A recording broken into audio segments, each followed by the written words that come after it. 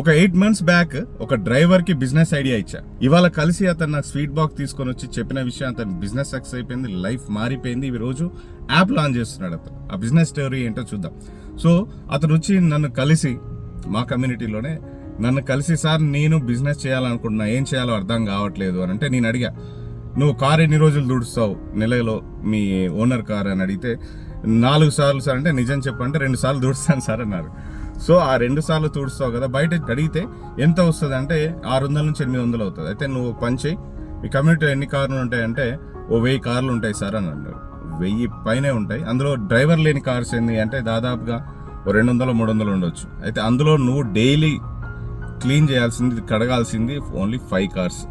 ఖర్చు చాలా తక్కువ, ఓన్లీ 5 కార్స్. నువ్వు డ్రైవర్ కాబట్టి కార్ తుడడం చాలా స్పీడ్గా తుడవచ్చు, ఎలా తుడవాలో తెలుసు, ఏమేం కావాలో కూడా తెలుసు దానికి అంటే, అవునవును సార్ చేయగలుగుతా అంటే, చేయగలుగుతాను సార్ అని ఎగ్జైటింగ్గా వెళ్ళిపోయాడు.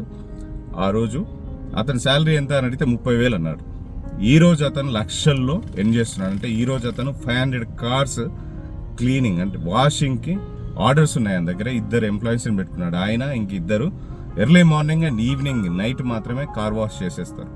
500 కార్స్కి రీచ్ అయ్యాడు. అతను ఇప్పుడు యాప్ లాంచ్ చేస్తున్నాను అన్నాడు. నువ్వు లాంచ్ చేయదు, వద్దు ఇప్పుడు మ్యాన్ పవర్ ప్రాబ్లం ఉందంటే, లేదు సార్ నాకు కమ్యూనిటీలో డ్రైవర్స్ అందరు టచ్లు ఉన్నారు, వాళ్ళ గ్రూప్లో నేను ఉంటాను, ఆ కమ్యూనిటీలో ఎన్ని కార్లు ఉన్నాయో కూడా తెలుసు, వాళ్ళతో కూడా మాట్లాడా, చాలా పెద్ద బిజినెస్ ఇది, నేను యాప్ లాంచ్ చేయబోతున్నా, నాకు పార్ట్ టైం ఎంప్లాయీస్ కాలేజెస్లో వాళ్ళల్లో లేకపోతే పార్ట్ టైం వర్క్ కూడా ఎర్న్ చేసుకునే వాళ్ళు కూడా నాకు తెలుసు, కాబట్టి నేను ఇది లాంచ్ చేయబోతున్నా అని అన్నాడు. సో కంగ్రాచులేషన్ చెప్పాను, నా స్వీట్ బాక్స్ ఇచ్చి హ్యాపీగా ఫీల్ అయ్యి అండ్ లైఫ్ చేంజ్ చేసినందుకు థ్యాంక్స్ అని చెప్పి వెళ్ళిపోయాడు. నాకు కూడా చాలా సంతోషంగా ఉంది ఒక లైఫ్ చేంజ్ చేసినందుకు.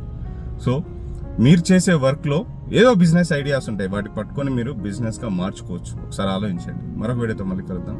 KP business group signing off.